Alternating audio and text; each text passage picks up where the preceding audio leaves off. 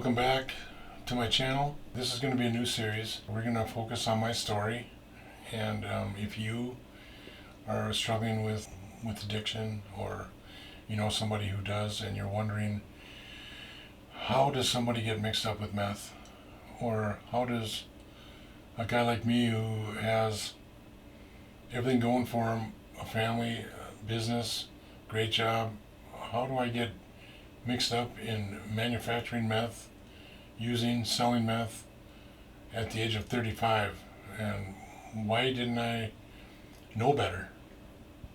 Maybe you know somebody that you thought knew better, and you just can't wrap your head around how somebody can get involved in such a nasty drug.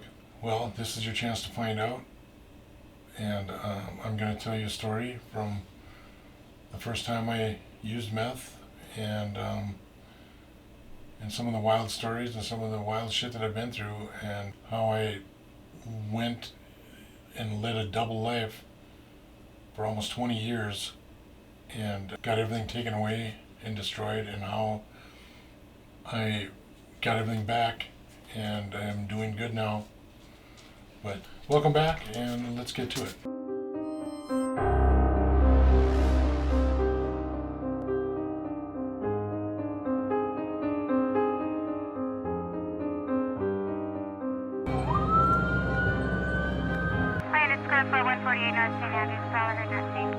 Oh my god, we're fucking rich.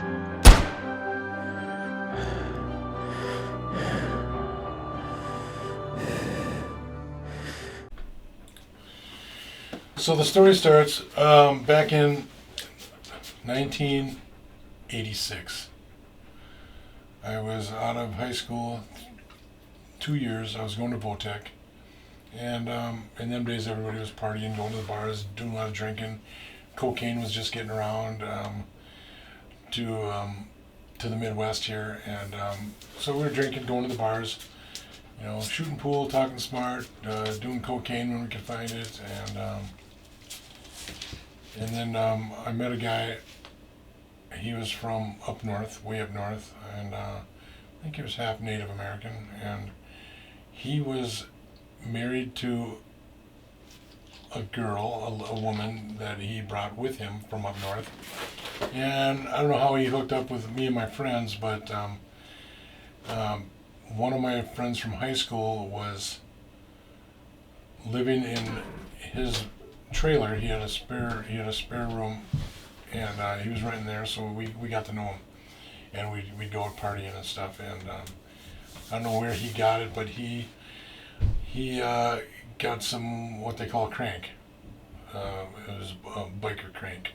What is that? It is, they also call it peanut butter crank. Some people call it bathtub crank. I don't know, it's what the bikers made, but he said, hey, try some of this, and me and all my friends, and we all snorted a line of it and stuff, and we went downtown to the bars, and what it did, it made, like, your cigarettes tasted awesome. You just chain smoked the whole day, the whole night, and you'd be drinking a bottle of beer. That's what we did back then.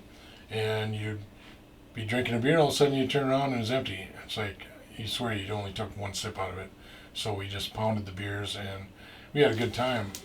But then the next morning came, and it really...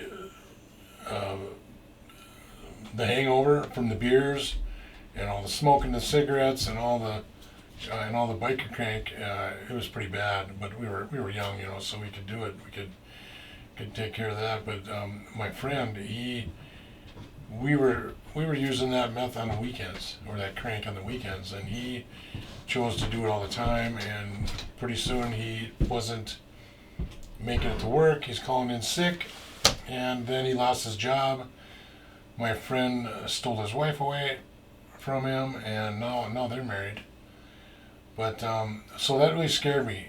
It scared me away from using meth, because just seeing how he lost everything. He had a really good job. So that scared me away from meth, and we started. We kept on partying. All of the other friends of mine they were doing construction work. They were cement block layers. They were carpenters, and they had nice checks. They had lots of money, and they were getting into the cocaine. And I couldn't afford it. I was working at that time. I was working in a restaurant, so I really didn't have much money. So I wasn't into that, and I decided. My brother came into town.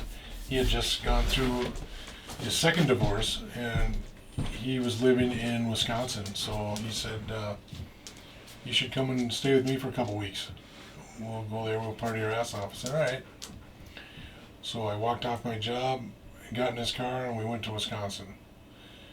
And we were partying our ass off there, and I managed to find some cocaine there. So we were doing cocaine and drinking, and basically the same thing we were doing here, playing pool, talking smart, whatever, and getting in fights and all that shit, and got into some cocaine, and I had 3 roommates. Well, we had my brother and two roommates.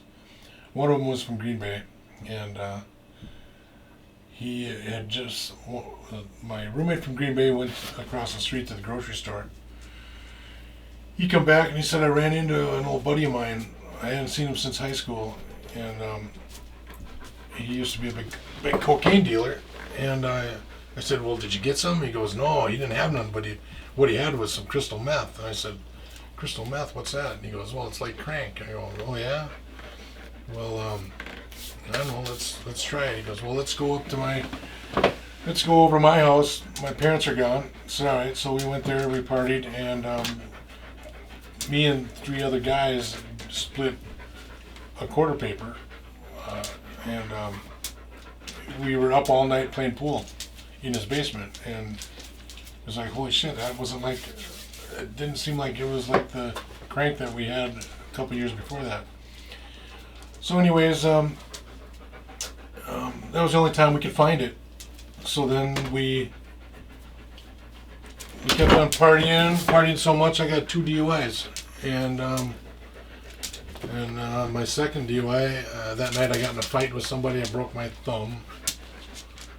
And so I called up Mom and Dad, and they came back, and they came over and picked me up, and I was moving back to Minnesota. So I get back to Minnesota with 2 DUIs. I meet up with all my old friends, and they're doing cocaine yet. And then I got a third DUI in 5 years, which was pretty severe back then. I was in 1990, something like that. So I had 3 DUIs, and I lost my license again.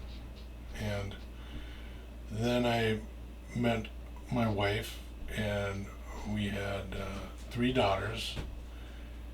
And then in 1995, I think it was. So when you met your wife, were you using meth at that time, or was there kind of a break in between? No, I was just partying. When I met her, I knew that she had done some drugs. She did some cocaine. So in the back of my mind, I always liked cocaine. You know, everybody did back in the late 80s. In fact, the cocaine, there was people that I knew that liked cocaine so much that they actually jumped on a bus and went to Florida, where the pure cocaine was coming in, like Scarface type shit. But that was where the pure stuff was, and some of them they've come back, and they have stories that how they almost overdosed from the pure cocaine, you know. So they came back, and so yeah, everybody's doing cocaine, but my wife, we were just drinking. We were doing the drinking thing, you know, having bonfires in our backyard, and we're having our work friends over, having football parties and drinking, and even got a couple kegs of beer every now and then, just partying. And then kids were getting bigger, and I needed to make some more money, so I was really good at fixing bikes, it turns out. So I fixed my daughter's bike, and it was really easy for me. So I learned self-taught how to fix bicycles by going to the library, getting books on building wheels and stuff like that. I opened up a bike shop in my garage, and along with my other job, I was doing pretty good. We bought a house. Like, we had a kid, we got married, then we bought a house, kind of in reverse. But that was okay by us. So we did that, and then I opened up the bike shop, and everything was going really good. I had a knack for it, and I was in the town that I grew up in. Everybody knew me. Everybody at that time had children who needed bicycles. The neighbors. I mean, it was great. Life was so good, and there was no worries. There was no worries at all. And then one day, I had three DUIs. So my mom and dad were like, you gotta quit drinking. You gotta quit drinking, and it wasn't working out very good. I wasn't a very good drinker. Not as good as I thought I was. So it became a problem, and so one day, a friend I knew from high school, he walks in, and he even had more DUIs than me. His name was Jimmy, and Jimmy walks in and he says, "Hey Joe, what's going on?" I said, "Hey, how you doing?" He goes, "Well, I heard you work on bikes, yeah." And so I sold him some bike parts, and I didn't talk to him for a while. But then this other friend of mine from high school, he comes in, and he lives about 3 blocks away. He has 2 boys, and one of them is into BMX. So he gets a job as an apprentice plumber. So he's working at this job, and he says to me, "I think the whole crew is on cocaine." I'm like, "Really?" He's like, "Yeah, they all go sneak around, and they come back all wide awake and stuff." I'm like, "Really? We should get some." So he comes back the next day, and he says, "They're not on cocaine, they're on meth." I'm like, "Really?" He goes, "Yeah, the whole fucking crew's on meth, the whole company."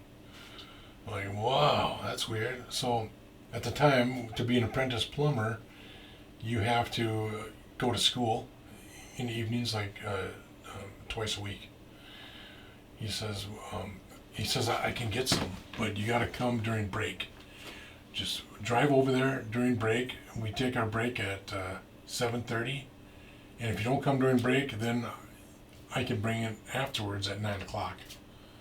So that's how we got our meth, and it was the best meth in town, Why did you want to get some? because it lasted longer than cocaine. So you're just kind of chasing the high from one drug to the next. Yeah, and at this time I'm 35 years old, and my one job is really hard. I mean, it was my back was killing me. Then I'm working on bikes, lifting bikes all night long. It was taking its toll on me. I wasn't 20 years old anymore.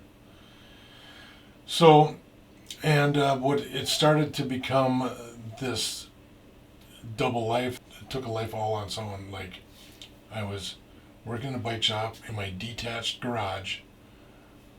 My wife was in the house with my daughters, and as long as she's got children, she's happy. And as long as the money's coming in, she's fine.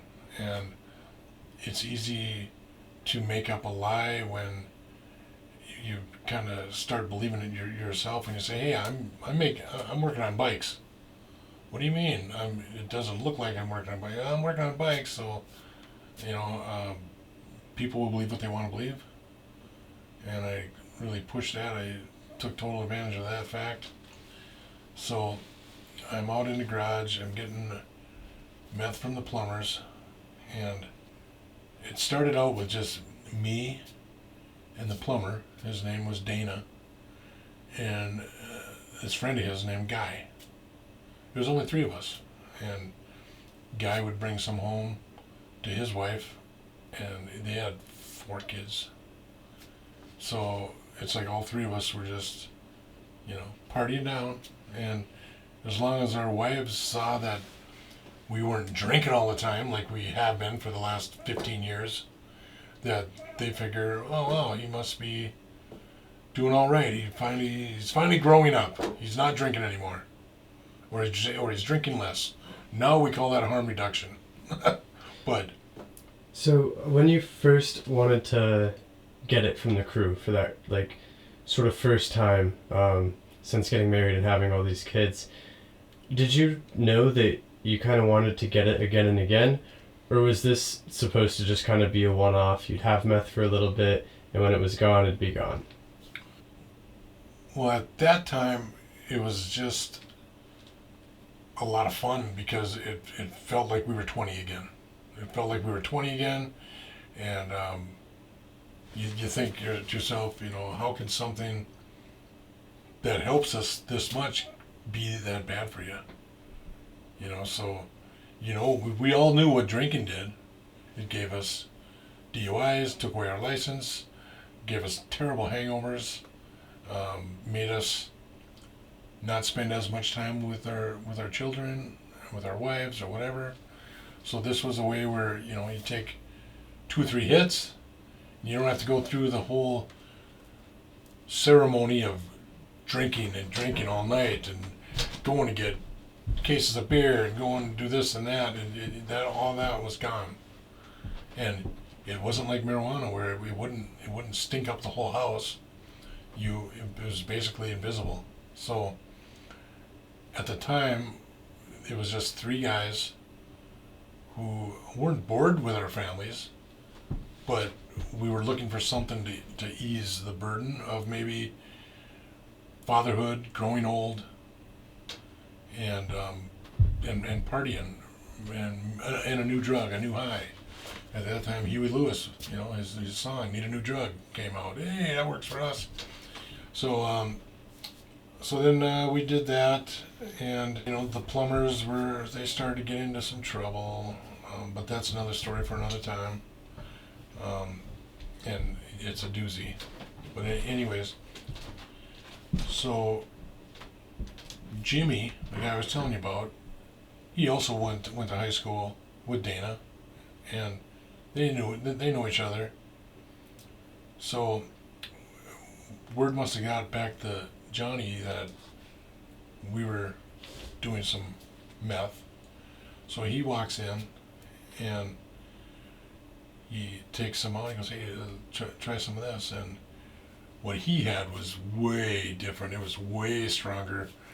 It was a way different buzz. It wasn't so edgy, angry buzz. It was a happy buzz. It was a warm buzz. It was a whole different thing. So I'm like, "Where'd you get this shit from?" And he goes, "Well, I got it from a friend of mine or whatever." So now I was calling him all the time because this is like nothing I've ever had. So I call him all the time, "Hey," and then his friend needed a bike, so now I'm just giving away bikes to him because, and I didn't at the time know I was becoming addicted, but at the same time, it took away the thirst for alcohol. It's like I was leaving. I'd get a 12-pack of beer for Friday night, thinking I'm going to get drunk, and I'm leaving half full beer cans all over the garage. I didn't want to drink anymore. It took away the thirst. So I thought, what a great deal this is. Now what I'm going to do, and I thought I'd come up with the best idea. I thought I was a genius. I'm going to go tell my mom and dad, "Hey, Mom, Dad, guess what? I quit drinking." I told them I quit drinking. Oh, they were so proud of me. I quit drinking. And I'd go to family functions. Joe quit drinking, and I thought that was the thing to do. And at the time, the thing was, I quit drinking, and now I only planned on doing meth for a little short while. Then I was gonna quit meth, and then I was gonna be clean from everything. That was the plan. It was like my way of quitting drinking and not having any white knuckling of any kind while I do it. Well, it didn't work out that way. So originally, meth was meant to be a tool to help you kind of get away from your bad habits instead of meth becoming a bad habit of its own. Yeah, when I discovered that it made my thirst for beer, that Friday night comes around and you start to salivate a little bit. You want that beer because it's Friday night, party night. It took that away. And I'm like, I couldn't believe it. It's like, this is making me not want to have any alcohol. I'm like, well, all right, let's run with this, let's see where this goes. But eventually, in a month or a few months or a half a year, whatever, I'm going to quit.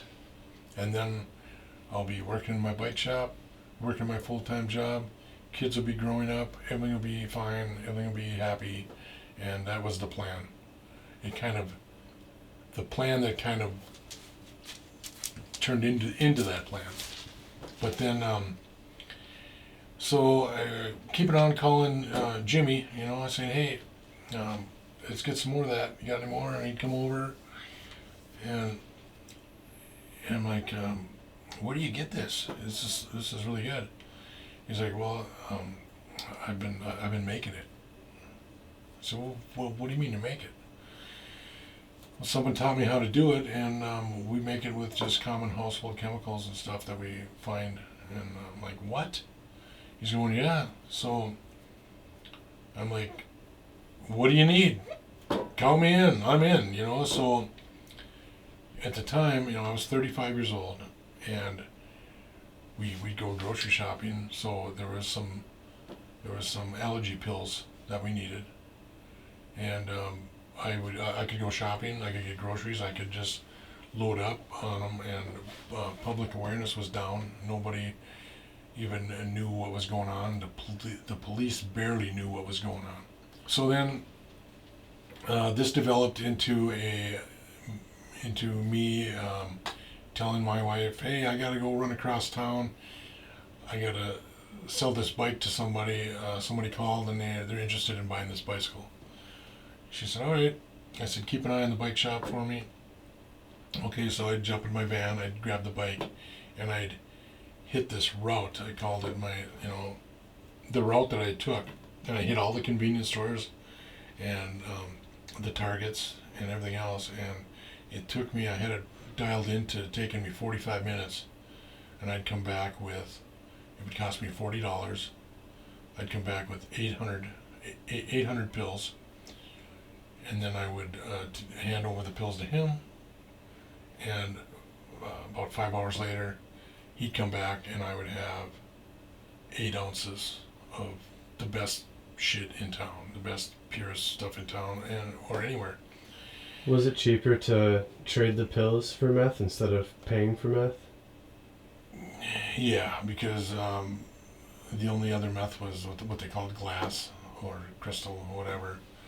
This was stuff we were making was called fluff, and it was better than the other stuff. Everybody wanted it, and you just give them like a little. We called it the $40 splash. You do a little $40 splash, and we'd be running around town just collecting $40 all day long, and then so we would get 8 ounces for basically $45.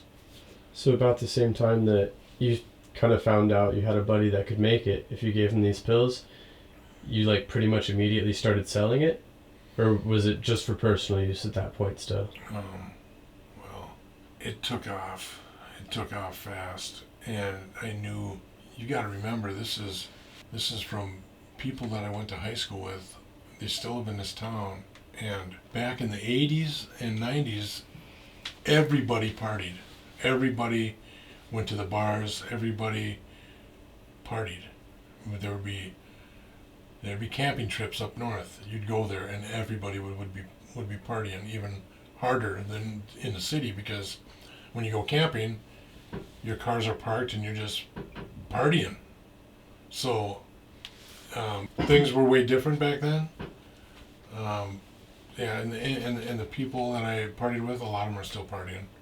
I was one of the few that managed to get clean, and we'll get to that. So it was me, Dana, and Guy, and we had our families. And Guy would bring home the meth to his wife, and it turns out she really, really, really liked meth. And Jimmy was living 10 miles away, renting a room from another guy that I knew, and he was up there, and we were running up there to get it. Guy found out, and he was hanging around up there at Jimmy's too. Sooner or later, Jimmy's wife was up there hanging around, and now they have 4 kids at home, and the children, their parents were never there. And this is like the first time I realized that this meth is something, maybe we shouldn't be fucking with it. But, and this is the funny part, is, well, it's not funny at all, but I'm thinking to myself, I can control this, because I am a functioning addict. In fact, I don't even know if I was admitting to being an addict yet. But I had my job, I had my business, I had my family, everything was going good, and so I didn't feel like it was a problem.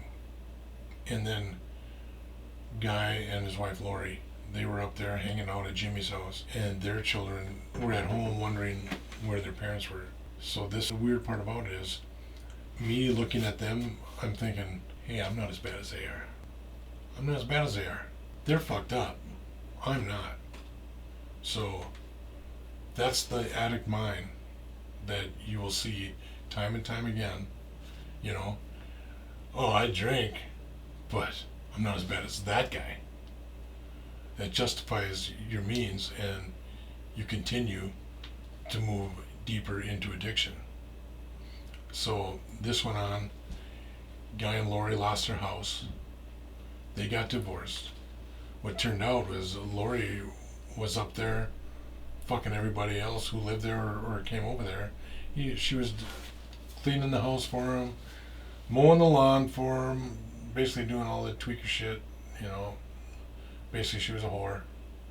And while this is going on, Guy is up there basically right next to her. He's up there like turning a blind eye to it. And I'm thinking, I know I'm not as bad as they are. So this basically justifies your means, and you keep on going. Because you think that as long as I get up in the morning and go to my job, I got this. I can handle this. And then, as time goes on, things change, and your tolerance goes up. And then Jimmy walks in, and he lets me know that he was making it. So at this time, I've got my bike shop going on. Things are going good. My youngest daughter is 4 years old. My second oldest is 8 years old, and my oldest daughter is a freshman in high school. And everything's going good. They actually still think I was the best father they could ever have. The only person who knows different is me. Because like I said, I was leading a double life, and I was going to all the school functions. I was going to their concerts. I was going to their conferences, and I said goodnight every night, told them bedtime stories. And my oldest daughter was babysitting my 2 youngest ones, and yeah, everything was going good. So I was leading a double life, and my bike shop became the kind of a hub between everybody to meet at, because the neighbors were fine. It was just traffic with the bike shop. They got more suspicious if it was the same car every time. Now, if you don't have a bike shop and you're moving drugs or selling drugs or using drugs, the neighbors get a little suspicious when there's different cars coming every time. They're like, oh, what's going on over there? They're probably selling some drugs or something, or using drugs. Now, when you got a business, it's the opposite. The neighbors get suspicious if it's the same car all the time. If you don't have a business, the same car just comes by, they just say, oh, it's his buddy. So it was really weird, and I figured that out really fast. So you're probably wondering, what about the customers that, did they know what was going on? No, they didn't know what was going on because they just walked in. I would get their bikes for them. They'd give me money. If someone came in, I had a back room. There'd be couple of my friends hanging out. Everybody was cordial. Everybody, nobody was acting shady and stuff like that. Those times are coming, and I'll tell you about them too. But in the beginning, we just looked like everybody else. We partied on the weekends. Friday night would come and we'd have a bonfire, and the customers would come in and have a beer with us, whatever. Did your wife ever catch you being high and, kind of think something was up, or did she have any suspicion at all? No, because when you're drinking, it kind of gives you energy, and I was pretty high strung back then anyways. I was really chasing the buck. I was working my job, and I was chasing down bikes and selling bikes, and finding used bikes at garage sales, bringing them home, fixing them, going to auctions, getting bikes, bringing them home, fixing them. So I was always on the go. And then winter came, the bike shop ended, so then we're always ice fishing, or we're working on snowmobiles. You kind of created another way to be out in the garage. And me and all my friends, and basically when we were kids, it's not like kids now. Kids now are playing video games all the time. The only time we were home when I was a kid was when we were being punished. We were running around, riding snowmobiles, working on sleds, going inner tubing down the hills, doing all kinds of stuff. Out partying, drinking, ice fishing, whatever. And so there's always something to do. Now, that's a good question, because now you would think you would have noticed something, or she would have noticed something. But back then, everybody was doing stuff. Nobody was just playing video games or watching TV and Netflix and binge watching and all that shit with their phone in their right hand, their computer here. I'm talking about what I'm doing right now. But, there was no such thing as a command center like they have now. We would go ice fishing and we would do stuff. We would be shoveling snow outside, and it's like if you were bored, you could always put an ad up and shovel someone else's snow and make money. You're always chasing the buck. So you could always make up a story because, like I said before, people will believe what they want to believe. If you say you're out trying to sell somebody a snowmobile and you spend all night trying to sell it and you come back and you still got the snowmobile, you just say, oh, it didn't start when I wanted it to and he didn't want to buy it. So I'm back. That sucked. Fuck. I screwed that up. But they weren't any wiser. This is all part of living a double life. All the lies. All the lies that, and all the deceit and lying by omission and bending the truth. Do you think that damaged your relationship with your wife? Like, did it sort of break that bond at all? Because instead of, her being sort of a life partner that you share everything with, you kind of had to start keeping everything a secret. Did that make you look at her any differently in your eyes? No, because there was a lot of trust. I trusted her to take care of the children. She trusted me to provide. And some wives didn't like being a mother. My wife did. She was the best mother you could ever imagine. And as long as she had children to take care of, she was happy. And right from the get-go, she told me that if you go to the bar, and I'm not going to be one of them wives that's going to chase after you and call the bar and tell them to tell you to get home or anything like that. She wasn't going to be one of them wives. And first thing I thought was cool, but see, my parents were home. They didn't go to the bars. My dad did chase the buck, and he made a lot of money doing it. So they were home all the time, every evening. And although my wife's dad went to the bars a lot, some might say he was an alcoholic, maybe not, I don't know, but her mom was home all the time also. So, of course, that's infused into us. So there was that, I was highly functional, but eventually learned that there's no such thing. So, yeah, everything was, everything was good. I didn't know it, but I was a really good liar. And it became a skill. I could lie to cops, I could lie to everybody, I could do it. And meth made it even easier. I don't know. But, so yeah, things were going pretty good, so I thought. And then I started getting the pills, started making meth, and everything was pretty good. Were you making it, or were you just getting the pills and giving it to the guy that could make it and just kind of hanging out for a while? I was helping. I was helping. I knew how to do it. I've helped with it. I was happy. I didn't like the fumes. I didn't like breathing in all them toxic fumes. I knew they couldn't be good for you. And I had asthma when I was a kid, so my lungs weren't always that good. And so I was happy with just what they call smurfing the pills. Were you still 35 at that point, or? Yeah, I was getting close to 40, Yeah. Getting 35, 40. So you'd been using for about 5 years at this point in the story now. Yeah. And then my wife went to the doctor and she was pregnant. So we were going to have our fourth child. So we got the ultrasound. Turned out I was going to have a baby boy. I'm like, I couldn't believe it. I had three daughters, and he is a caboose. He's quite a bit younger than his siblings. So she was pregnant, and I was determined I was going to quit.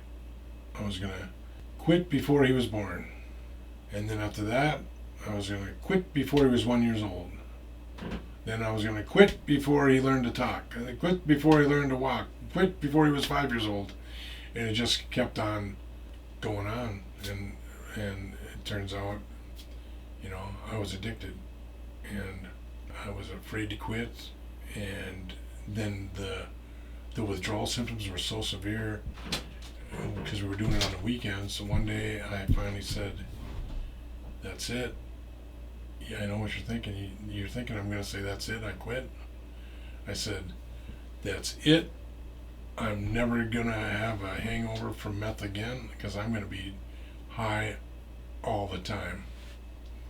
So everything I thought was going as good as it could get. What could go wrong? Now I'm going to start smoking meth full time, and that means I got to start dealing full time. And that means I'm going to embrace this new life, this new double life. And I thought I had everything. I thought I had all my ducks in a row. I thought I had it all figured out. But what I didn't have figured out was meth is way different than alcohol. And we will dive into that the next episode, and you have no idea. It's going to surprise you. Come on back, leave a like, ask a question. It's going to be a good time.